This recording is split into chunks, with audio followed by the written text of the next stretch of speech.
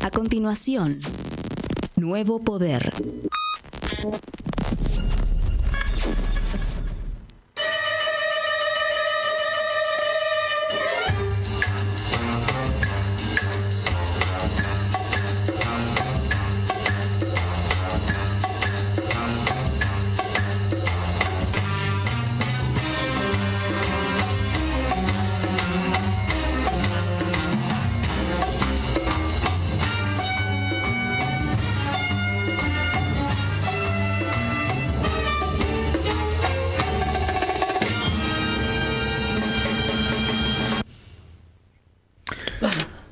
Buenas y buenas, ¿cómo vamos? Bueno. ¿Cómo andan los drones? Allá los muchachos de la producción, el Muchachos y Enterprise. chicas, che, está también Adriana. Ah, porque no la veo de acá. Está escondida, pero está operando también. Bien, estamos en programa número 170. 170, bien interesante. 170. Vamos bien. Uh-huh. Y tenemos una carátula. Ha estado muy plástico Alberto. Ahí.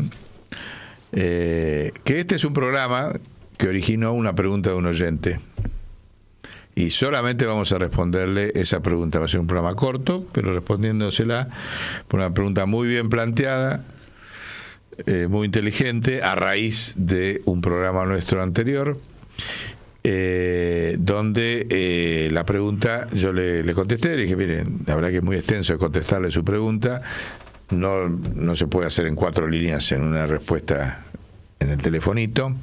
Entonces vamos a dedicar el programa. Le agradecemos mucho al oyente la formulación de la misma, porque nos dio pie para reorganizar muchos conceptos que habíamos dicho ya en otros programas y proyectarlo para adelante, ¿no? Y juntarlo en la vuelta, lo terminamos juntando en esa carátula que dice Malvinas y las Torres.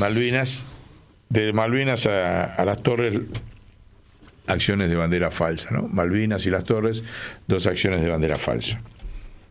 Es muy importante porque nos permitió ver que hay 2 etapas, digamos. Se puede decir que 2 etapas de la situación de la crisis imperial. Una nació con Malvinas y la otra nació con las Torres. Esa es la conclusión que le agradecemos mucho al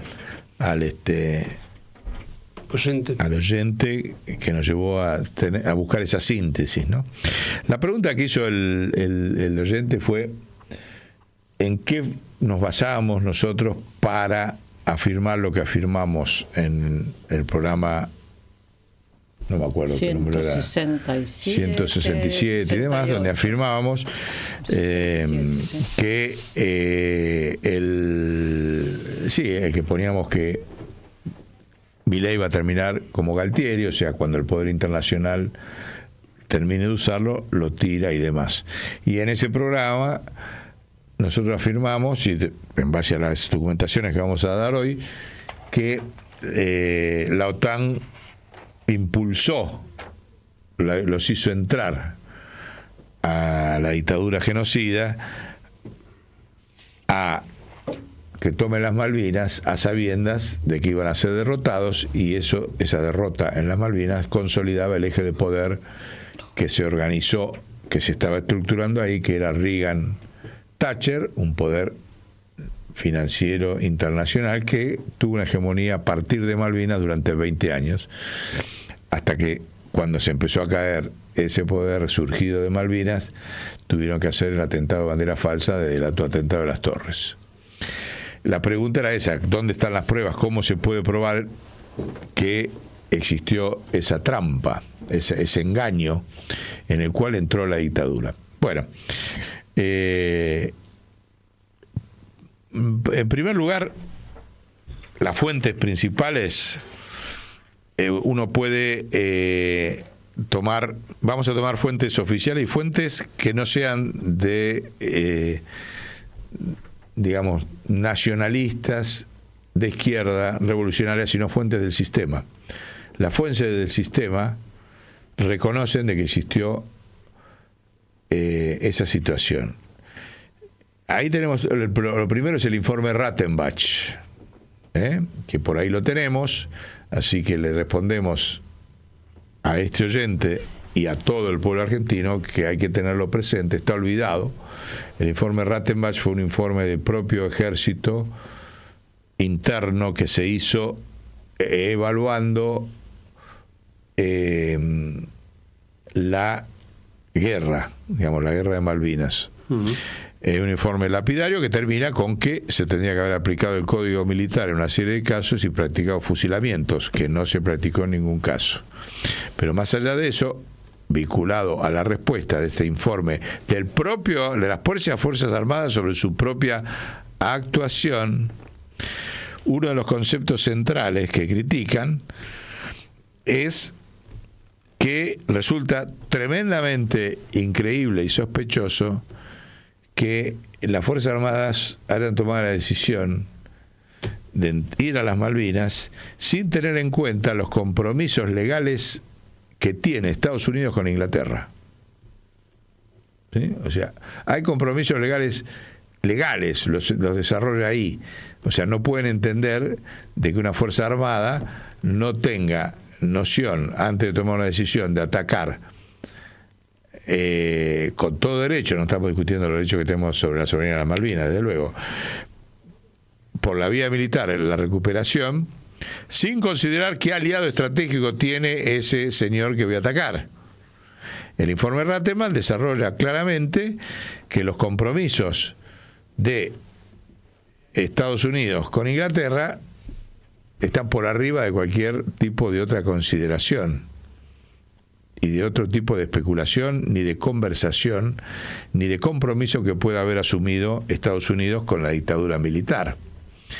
O sea, claramente te están diciendo que la pelea era con la OTAN. O sea, no era que te peleabas con Inglaterra, te peleabas con la OTAN. ¿Sí? Está dicho en el informe Rattenbach. ¿Con qué fuerza te peleas con la OTAN? Lo mínimo que tenés que considerar era qué aliados tengo para pelearme con la OTAN. ¿Sí? De hecho, una prueba muy importante que es a ese informe de Rattenbach hay dos libros y que están ahí, se desarrollan, que es este libro del Tacha Joffre, que es un hombre de los servicios de inteligencia internacionales y del CIDE, ¿no? Lo pongo ahí, ¿dónde está? Ahí, La Trampa, donde explica esto, así que acá tiene otra fuente para leerlo, estudiarlo, donde dice claramente de que el ejército argentino, producto de los trabajos sucios que había realizado en Centroamérica, llevando adelante los métodos contra los procesos de liberación de Centroamérica, haciendo el trabajo clandestino que no podía hacer el ejército de Estados Unidos lo había delegado al ejército de Estados Unidos que haga el trabajo sucio en Centroamérica. Y el ejército lo hace de todo tipo, desde asesina al arzobispo Monseñor Romero dando misa, hasta de todo tipo de prácticas de enseñar tortura. Bueno, todo lo mismo que habían hecho acá, lo trasladan allá. En común acuerdo con Estados Unidos y con, acá tienen otra fuente, ya que me pide fuentes, la Contra. Este libro, no lo tiene, es el único libro que hay en la Argentina, no hay otro, lo vamos a poner más ahí, está escrito por el que fue el canciller internacional de la Contra. ¿Quién era la Contra? La Contra era la estructura que armó Estados Unidos contra el gobierno sandinista para hacerlo caer, ni bien triunfa el sandinismo en el año 79 en Nicaragua. Entonces, esta estructura que se llamó la Contra estuvo totalmente financiada por la CIA y por otros servicios de inteligencia internacionales, y este señor que escribe este libro fue el canciller, o sea que la fuente que le estamos dando es el canciller de la Contra, o sea, un canciller de la CIA que trabajó y escribe este libro. El señor hoy vive en Nicaragua, sin ningún problema. Y escribe en este libro, donde este libro está desarrollado pormenorizadamente cómo funcionó el ejército argentino en forma clandestina por orden de la CIA en Nicaragua, en Guatemala, en El Salvador. O sea, la fuente es un señor que es insospechado de ser ni más ni menos que era el hombre que se movía en todo el mundo representando a la contra, que era la guerrilla contra el sandinismo, que operaba desde Guatemala y que describe acá quiénes fueron los que, está con nombre y apellido, los militares argentinos que integraron, el coronel Osvaldo Ribeira, apodado Balita, el coronel Santiago Villegas, encarnado de la logística y demás. Bueno, está todo, incluso la participación del ejército argentino en el general Gustavo Álvarez de la Fuerza de Seguridad Pública, graduado en Argentina en 1960. Bueno, acá está todo, dicho por ellos mismos, ¿se dan cuenta? Acá tienen la fuente, donde el ejército argentino incluso hasta participó en los atentados a los barcos, en el bloqueo, en el minado que se hizo de los puertos del Pacífico de Nicaragua, acá está documentado, que terminaron generando el juicio, terminaron haciendo volar varios barcos, inclusive algunos barcos de Estados Unidos, porque Estados Unidos hizo un minado ilegal, y eso derivó en un juicio que lo ganó el padre Miguel de Escoto, primer juicio que gana Nicaragua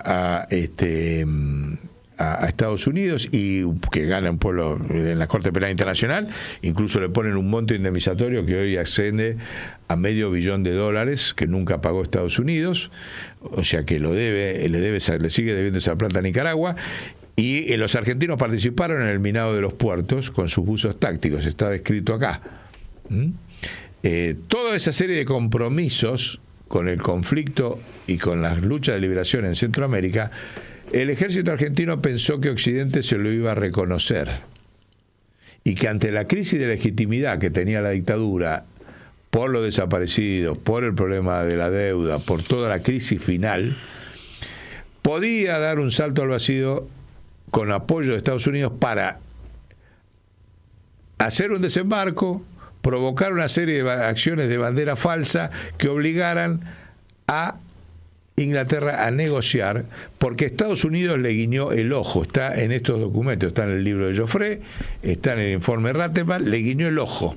Vayan, que nosotros los vamos a obligar a negociar a Inglaterra y entonces no va a haber guerra. Ese fue el eje tontito que, incluido especialmente el padre de la Villarreal, incluido Aldo Rico, incluido el general Seyneldin, todos demostraron tener una incapacidad absoluta en términos intelectuales, estratégicos, sobre lo que estaba desafiando, sobre qué aliados tenían. De hecho, Galtieri llegó a reconocer después públicamente, está en estos libros, que lo habían traicionado. Se estaba refiriendo a los sucesivos viajes que hizo a Estados Unidos, que están todos documentados acá, para congraciarse de lo bien que había cumplido el ejército argentino su desempeño, y no midieron dos cuestiones centrales que están en el informe Rattenberg. Uno, la URSS, que podía haber sido el aliado táctico de la guerra, puso como condición para enviar armas que Argentina se retirara de los conflictos en Centroamérica. Si no, no enviaba armas, cosa que obviamente no hizo. O sea, el ejército siguió atacando en Centroamérica, el ejército argentino por orden de la CIA, pidió que la URSS lo respaldara militarmente en el conflicto de Malvinas, y le dijo: si yo te respaldo, pero si vos te retiras de Centroamérica. Obviamente no se retiró. Fíjense en el grado de incidencia que tuvo el tema Centroamérica en el desembarco, que hizo que el único que mandara armamento sin condiciones fuera Gaddafi, como está documentado acá. Pero fíjense la importancia que tenía la discusión en Centroamérica, donde el ejército argentino, incluido el padre de la pretendida candidata presidencial Villarreal, formó parte de ese dispositivo. Acá todos los militares que participaron de ese sin poner condiciones, están juzgados por el informe Rattenbach. El padre de la Villa Real está juzgado y sancionado por el informe Rattenbach. No digo sancionado en términos estrictamente legales, sino políticamente como responsable también de haber caído en la trampa que le montó Estados Unidos. Porque otra cuestión que el informe Rattenbach considera fundamental fue que no se acompañó la guerra militar con la guerra económica. Claro, ¿qué van a acompañar si unos meses antes habían puesto de ministro de Economía a Alemán, que es un hombre de la banca internacional, y que cuando Enrique Oliva les planteó, para ganar la guerra que negocian ya, declaremos la suspensión del pago de la deuda, Alemán se encargó de decir no, el gobierno militar, y los militares entraron, no... Tiene que honrar la deuda. Hay que honrar la deuda, y el informe Rattenbach también dice que ni siquiera se suspendió el comercio internacional con Inglaterra. El informe de Rattenbach avanza profundamente en cómo la dinámica comercial entre Inglaterra y Argentina no tuvo ningún efecto, incluso los acusa porque ellos embargaron fondos de Argentina en el exterior. Y vos no embargaste fondos de... no lo atacaste monetariamente. Ellos te atacaron monetariamente, vos no previste cómo defenderte. O sea, la Junta Militar no previó cómo defenderse económicamente habiendo atacado a Inglaterra, y le dejó el flanco del contraataque económico de Inglaterra y no le produjo ninguna sanción internamente. Todo esto está en el informe Rattenbach, que hay que leer extensamente. Informe que fue clandestino hasta que Cristina decidió, por ahí tenemos algo, hacerlo público. Entonces, si uno quiere entender la trampa en que cayeron, tiene que empezar leyendo este informe, que es autocrítico y muy crítico del propio ejército. Acá no hay izquierda, no hay derecha, no hay nacionalismo. Señores, hay una incapacidad, de una trampa que armó Estados Unidos. ¿Para qué? Para garantizar que la señora Thatcher reelegía, porque era un triunfo estratégico. Y así fue. Producto del triunfo de Malvinas, tomaron no solamente el control del Atlántico Sur, sino que empujaron en el mundo un proceso de lo que se llamó globalización financiera, que destruyó a la URSS, destruyó los desarrollismos en América Latina, destruyó los desarrollismos en Medio Oriente, destruyó los desarrollismos en África. Eso lo duró 20 años de expansión al imperio, cuando el lugar donde no pudieron desestructurar fue Eurasia, no pudieron desestructurar a China, y China empezó a entrar en las reglas del mercado, tuvieron que hacer otra acción de falsa bandera, que fue autotirarse las torres. Cuando se les agotó Malvinas, acá está, este libro es el mejor libro que se escribió, un argentino que investiga todas las formas verdaderas de cómo las torres fue un autoatentado de la OTAN. Y todas las fuentes son fuentes de Estados Unidos, ninguna de Argentina, que demuestra que no hubo ningún atentado, por eso de falsa bandera, de grupos terroristas musulmanes, sino que fue un autoatentado de la OTAN. ¿Para qué? Para, en base a esto, poder invadir Afganistán, Irak, Libia, y con eso mantener el control de Medio Oriente y el precio del petróleo. ¿Sí? Cuando se le había agotado las Malvinas como bandera falsa, pero que le duró 20 años, estamos hablando de 1982 hasta el 2000, casi 20 años, 18 años, ellos lograron un poder consolidado. Cuando ese poder se empezó a resquebrajar, fabricaron esta nueva excusa de... entonces este libro también hay que leerlo. Le estoy contestando al que nos hace la pregunta. Ya le puse 3 libros. Juan Bautista Joffre, La Trampa, La Contra, Movimiento Nicaragüense, de Bosco Matarojos Huec, y el libro de Tomás Viana Reyes, Bandera Falsa, editado en Córdoba, editorial Teodicea, como un trabajo interno que demuestra, entre otras cosas, cómo el Instituto de Geología de Estados Unidos presentó como prueba todas las bombas que habían explotado abajo, que estaban puestas en las bases de las torres y que el Instituto de Sismología, vieron esto que miden cuánto de los terremotos, cualquier movimiento sísmico, tiene permanente, y tiene toda la prueba, está incorporada acá, de que las torres se cayeron, no por los aviones, en las cuales no había tripulantes, fueron todo manejo digital, no asistió ninguno de los cuerpos de los árabes que ellos dicen que atacaron las torres, y que el edificio se cae por las bombas que pusieron, eso lo dice el Instituto de Sismología de Estados Unidos, oficial, que tiene el registro ahí de cómo las detonaciones, la fecha, los lugares, y eso volteó las torres. Entonces, y esa es una prueba, hay montones. Otra, por ejemplo, inexplicable, a los 15 días de caída de las torres, se supone que fue un poquitito una prueba que hay que preservar, a ver qué pasó. No, inmediatamente todo el acero de las torres cargado en barcos, exportado a Japón y fundido en las acerías de Japón. ¿Qué me dicen? Dentro de la estrategia del lawfare, una de las cuestiones centrales es tergiversar la prueba, eliminar prueba y que desaparezca. Mandá todo eso a Japón, más lejos no tenías. No, bueno, pero Japón porque es un soldado de ellos. Le dice, fundime esto y no pregunté de dónde viene. Claro. Y los ocultar japoneses, las pruebas. Ocultar las pruebas. Hacer desaparecer ahí. Ya lo fundiste, claro, no es ocultar. Listo. Ni siquiera es ocultar. La hicieron desaparecer. Bueno, todo, entre otras montones de cosas que están acá, pero que no los voy a aburrir. Pero bueno, uno tiene que entenderlo porque son los dos puntos. Malvinas le permitió al imperio preservar 20 años de poder, atacando y desestructurando a sus competidores comerciales, no era ideológico, que eran los desarrollismos mundiales, a través de este eje financiero de Estados Unidos con Inglaterra. Y las banderas falsas le permitió mantener, por lo menos durante 15 años, la industria militar invadiendo países, el precio del petróleo más o menos manejado.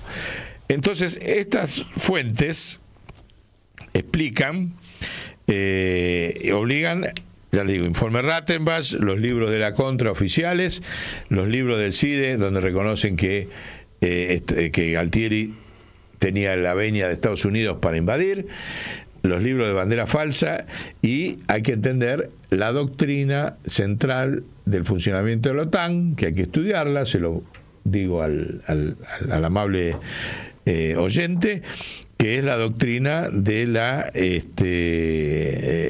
las fuerzas especiales. O sea, en los últimos 30 años el imperio funciona con fuerzas especiales, no funciona con los ejércitos clásicos. Las fuerzas especiales son fuerzas clandestinas que se crearon como quinta fuerza. Está la Marina, la Armada, el Ejército y Fuerza Aérea. La quinta fuerza son las fuerzas especiales, que se crearon hace 40 años por una ley, por unanimidad de los dos partidos, que son fuerzas clandestinas autorizadas a operar en todos los lugares del mundo bajo cualquier condición.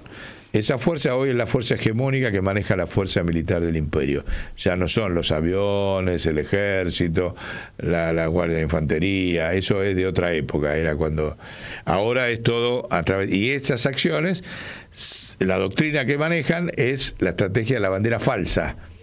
O sea, porque es la estrategia que les permite manejar la opinión pública. No tiene nada que ver ya, entonces hay que estudiar también para entender esta afirmación que hacemos, cuál es la doctrina militar hegemónica en las Fuerzas Armadas de la OTAN, que son las fuerzas especiales, en las cuales nosotros hemos sido víctimas de numerosos atentados, empezando por el de Cromagnon, para destruir la estrategia de Néstor Kirchner de construir un peronismo liberado del peronismo colonial de Menem y Duhalde. Entonces, otros autores para formarse: Rogelio García Lupo, un tipo central que falleció. Sus libros tienen una gran ilustración. Este es un libro muy viejo, del año 65, que describe cómo funciona el sistema mundial de los ejércitos. Un periodista argentino impecable. Otro autor para que el oyente lo busque y se guíe. Otro autor central es Norberto Ceresole, que es un autor central sobre la falsificación de la realidad y para entender cómo funciona realmente el poder clandestino. Otro autor importantísimo es Juan Lavaqué. Le estoy dando fuentes para que usted se nutra en respuesta a su pregunta, ¿no? Que trabajan sobre el poder real, que no es el explícito, y que tiene la fuerza de manejar la opinión pública. Ya les digo, a nivel internacional y a nivel local, en funciones de objetivos, nunca. La última expresión de eso ha sido, ya lo hemos dicho en otros programas, lo puede ver usted, vaya a escuchar nuestro programa sobre el asesinato de la Sota. Fue una acción de bandera falsa. ¿Para qué? Para evitar de que un nuevo gobierno peronista tuviera mayoría en las dos cámaras y pudiera desarmar el poder colonial que había armado Macri. La fórmula era Cristina de la Sota. Bueno, lo mataron a De la Sota en un simulacro de accidente. Esas son acciones de bandera falsa que nosotros hemos denunciado en otros programas. Todo eso hay que entender que un imperio en decadencia, la última trinchera que tiene son las acciones paramilitares. Porque antes iba, bombardeaba, hasta invadía. Como eso ya no lo puede hacer, apela a este tipo de acciones. Y en Malvinas hubo otro aspecto que no tuvieron en cuenta. Esto no está dicho en el informe Rattenbach, lo digo yo, que digamos, uno dice no lo tienen en cuenta, ¿son tontos o lo pasaron por arriba y dijeron no, vamos porque total tenemos el guiño de Estados Unidos? El Papa no iba a apoyar la invasión. Así como el Papa había intervenido para evitar la guerra de Chile con Argentina, la dictadura, en el año 78 o 79, no me acuerdo cuánto fue, el cardenal Zamoré medió. El Papa ya era otro Papa. Aquel era Pablo VI. Este era Juan Pablo II, un Papa del Opus Dei y del proyecto nuevo de la OTAN. No iba nunca a mediar, como no medió, para que hubiera una paz y una negociación entre Argentina e Inglaterra. Entonces no tenías nada a favor. No tenías a la OTAN, no tenías a la Unión Soviética, no tenías al Papa para desencadenar una guerra, ¿sí? Para invadir. ¿Qué tenías? ¿Quién te hizo el guiño? ¿Con qué argumento fuiste? Lo engañaron. Entraron. Como una vulgar. Lo engañaron. Entraron. Lo engañaron.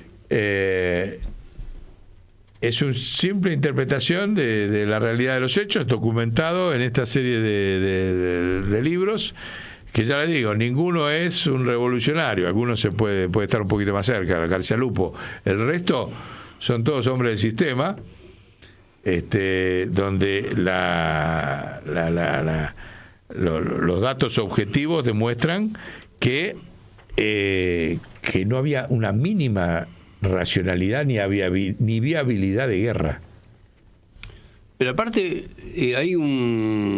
al año hace una declaración Galtieri donde dice que él se pensaba que era el niño mimado de Estados Unidos y que es que así lo trataban. Claro. Iba allá y se entrevistaba con todo. Acá está el detalle, en el libro La Trampa. Ajá. Está todo el detalle de todos los viajes permanentes que iba allá.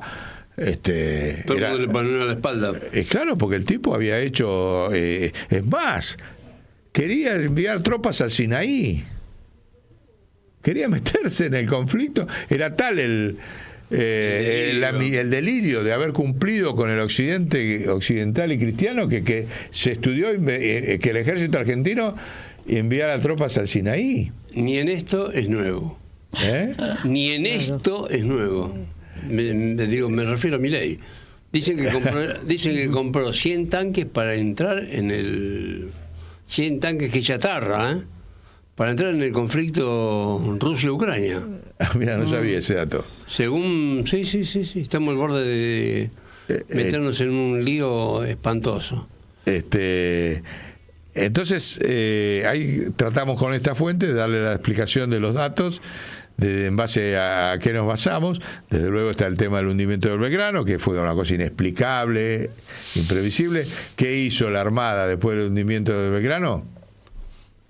Se metió a todos los puertos, no hubo más barcos en el mar. ¿Sabían eso? Después del hundimiento del Belgrano, el portaaviones 25 de mayo y todos los barcos de la Armada se retiraron del conflicto. La Armada, ¿eh? Estamos hablando de la fuerza inglesa, o sea, la fuerza que tiene más relación con Inglaterra, y los dejó solitos, la Armada, al ejército y a la Fuerza Aérea peleando las Malvinas, después del hundimiento del Belgrano. ¿Se recuerda eso? No se sabe eso, porque sabían que desencadenar la guerra no le quedaba un barco en 2 días, no le quedaba un barco en pie, porque la correlación de fuerzas era absolutamente imposible. Entonces, el papá de la Villarreal, y la Villarreal es cómplice, ahora quiere seguir ocultando esta realidad. La autocrítica del ejército argentino no pasa solo por la barbaridad del genocidio, le queda pendiente al pueblo argentino, y por eso la Villarreal no puede ser candidata a presidente de nada, se tiene que callar la boca, tendría que renunciar, porque es cómplice de la derrota de Malvinas, porque defiende al papá, y el papá fue cómplice de esto que acabo de denunciar. Entonces, en las Fuerzas Armadas Argentinas tienen 2 deudas: el tema de que nunca se autocriticaron del programa económico colonial que implementaron, y el tema de que demostraron una incapacidad absoluta para defender la soberanía de la Argentina, y al contrario, terminaron entregando la soberanía del Atlántico Sur. Y el padre de la Villarreal es responsable de eso. Uno de los responsables. Entonces, bajo ningún punto de vista, el pueblo argentino puede tolerar de que siga siendo una política argentina. Porque demuestra que primero que critica a tu padre, decir, sí, la verdad que se equivocaron en todo. Critica a Estados Unidos que te hizo entrar. Animate a denunciar, andá y denunciar a la OTAN, que se abra una investigación sobre cuál es la relación de la OTAN con los compromisos. Nunca se denunció judicialmente cuál es la responsabilidad de la OTAN en la derrota de Malvinas. Si vos pretendés defender Villarreal, lo primero que tenés que hacer es atacar a Estados Unidos y a la OTAN con una denuncia penal internacional, porque son derechos que no prescribieron los de las Malvinas, ¿sí? Y que se investiguen las responsabilidades internacionales. No lo vas a hacer, porque sos la OTAN. Sos la versión nueva de la OTAN, Villarreal. La versión post-Milei, por si Milei fracasa, te van a jugar a vos, pero no vas a pasar. No vas a pasar porque tenés este lastre. Tenés el lastre de las Malvinas, tenés el lastre de la deuda externa, tenés el lastre del genocidio. 3 lastres tenés arriba. No te lo sacás más, por más de que te hagas la coqueta. Bueno, espero haberle contestado con algunos elementos y fuentes para profundizar el tema a este oyente, al cual le quedamos muy, muy agradecidos, sí, de que nos ha dado nos ha obligado a este mayor desarrollo. Así es. Bueno, nos despedimos. Sí, nada más. Chau. Chau. Próximo programa. Radio Con Aguante.